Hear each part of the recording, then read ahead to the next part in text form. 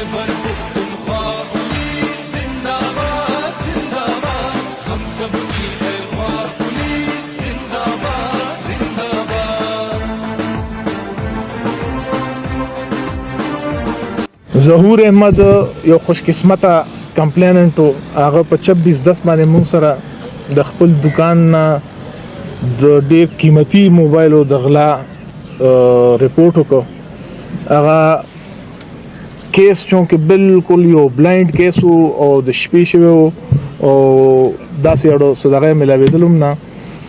بیا په دې کې د نن یو 20 دن مخکې زمونږ ډي پی او عرفان الله خان د خبرو نوټس واغستو او هغه د ادینځای ډي اس پی سي په دفتر کې په اوچ تاڼه کې دلته کې د دې کیس په اړه کې ټول سچوغان او ټول انویسټیګیشن انچارجان انکلوډینګ می موږ راغختلو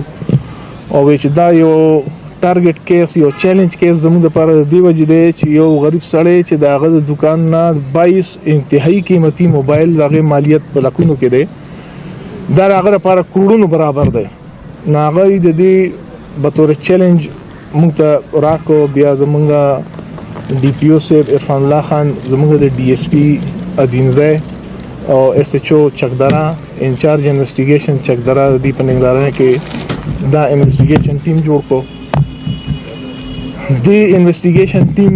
دا غرض په دې باندې انتهایی ټیکنیکل بنیاد باندې تفتیش شروع کو او د الله تعالی په فضل او کرم سره